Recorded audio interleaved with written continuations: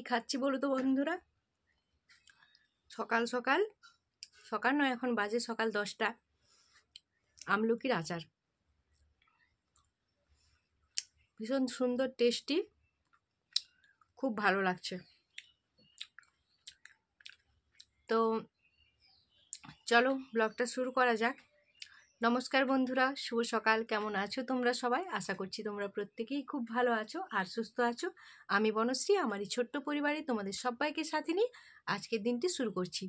তবে আজকে তোমাদের সাথে কোনো ডেলি ব্লগ আমি শেয়ার করছি না, তো একটা রেসিপি শেয়ার করব।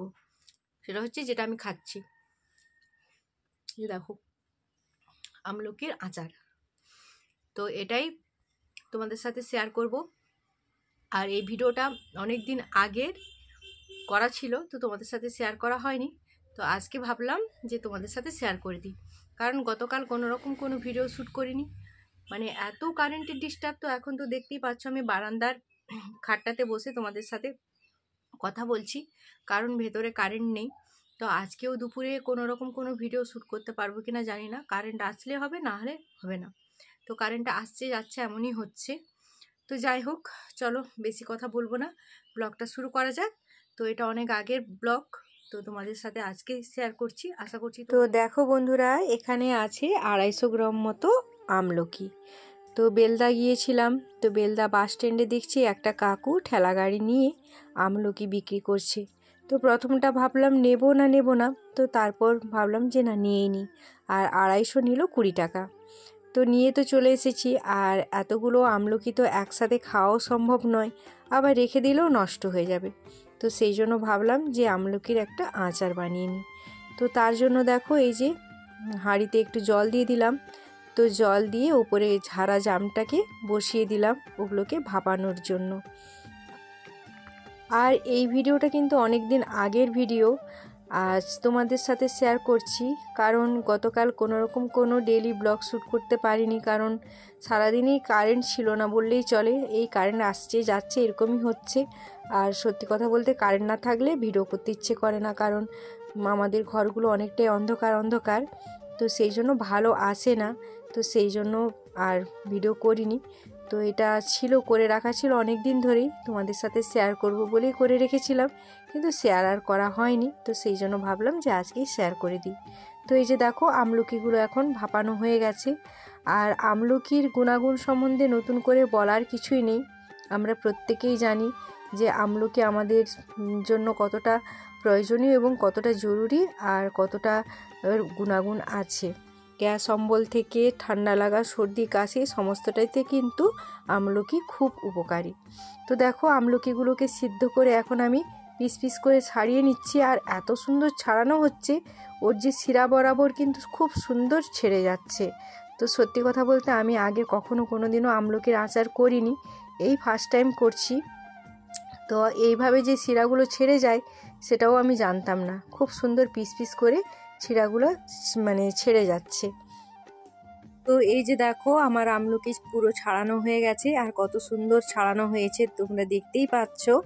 তো খুব সুন্দর ছাড়ানো হয়েছে। আর এইভাবে ভাপিয়ে লবণ মাখিয়ে কিন্তু রোদে দিয়েও সুন্দর করে স্টোর করে রাখা যায়। আর কি বলো তো, এমনি রাখলে কালো হয়ে যায়, কিন্তু একটু ভাপিয়ে যদি নুন দিয়ে রাখা হয় তাহলে কিন্তু কালো হয় না। আর এই যে দেখো বীজগুলো কত সুন্দর লাগছে দেখতে, আমলকির বীজ কিন্তু দেখতে ভীষণ সুন্দর। তো তারপর এই যে আচারে একটু মশলা দেব, তো সেই জন্য একটু লঙ্কা, একটা শুকনো লঙ্কা দিলাম, বেশি দিলাম না, কারণ অল্প পরিমাণে আচার, আর বেশি লঙ্কা দিলে আবার ঝাল হয়ে যাবে। সেই জন্য একটু লঙ্কাটাকে শুকনো কড়াই ভেজে নিচ্ছি। তো তারপর এই যে দেখো মশলা দিয়েছি, মেথি দিয়েছি, একটু গোলমরিচ দিয়েছি, জিরে দিয়েছি, আর দিয়েছি পানমৌরি। তো এগুলোকে একটু গরম করে নেব, গরম করে তারপরে গুঁড়ো করব। আর মেথিটা একদমই কম দিয়েছি, একবারই সামান্য, কারণ কি বলো তো, মেথির পরিমাণ বেশি হয়ে গেলে মেথি একটু খেতে তেতো লাগে, তো সেই জন্য তেতো হয়ে যাবার ভয় থাকে। তো সেই জন্য একদমই অল্প করে দিয়েছি। তো এখন এই মশলাটা একটু ঠান্ডা হয়ে যাক, ঠান্ডা হয়ে গেলে গুঁড়িয়ে নেব। এখন আমি আচার তৈরি করার জন্য একটা চিনির শিরা তৈরি করব। তো সেই জন্য এখন কড়াইতে জল দিয়ে দিলাম। তো জলটা অল্প পরিমাণে দিয়েছি, কারণ অল্পই আচার হবে, তো সেই জন্য অল্প করে দিলাম। আবার কি বলো তো, চিনি দিলে তো চিনিটা গলবে, তখন অনেকটা বেশি হয়ে যাবে, তো সেই জন্য অল্প পরিমাণে দিলাম। আর চিনিটাও দিলাম 1 বাটি থেকে একটু কম, তো পরিমাণ মতো চিনিও দিয়ে দিলাম। তো এখন এটাকে ফোটাবো। ফুটিয়ে চিনিটা গলে গেলে তারপর আমি আমলকিগুলো তুলে দেব। তো এই যে দেখো প্রায় আমার চিনিটা গলেই আসছে, তবে আমার মনে হচ্ছিল যেন চিনিটা একটু কম হয়ে গেছে, আর একটু লাগবে। তো সেই কারণে পরে আরও একটু চিনি দিলাম।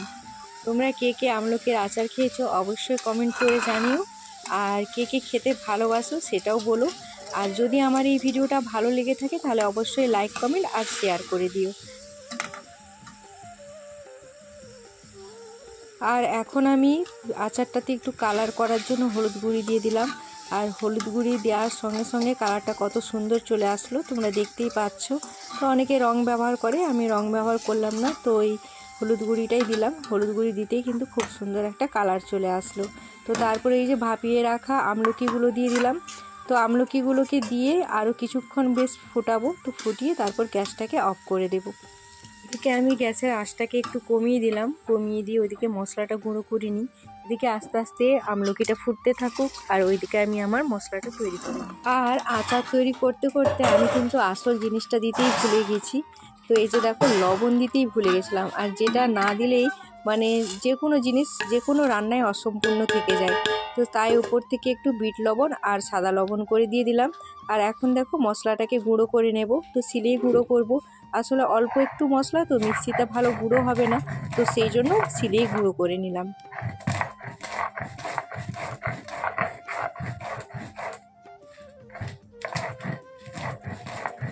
মশলাটা থেকে দারুণ সুন্দর একটা গন্ধ বেরোচ্ছে, খুব সুন্দর লাগছে গন্ধটা। আর কি বলো তো, এরকম ভাজা মশলার গন্ধ কিন্তু আমার ভীষণ ভালো লাগে। আর এরকম ভাজা মশলা যে কোনো তরকারিতে বা যে কোনো আচারে দিলেও কিন্তু তার টেস্টটা দারুণ হয়, খুব ভালো হয়।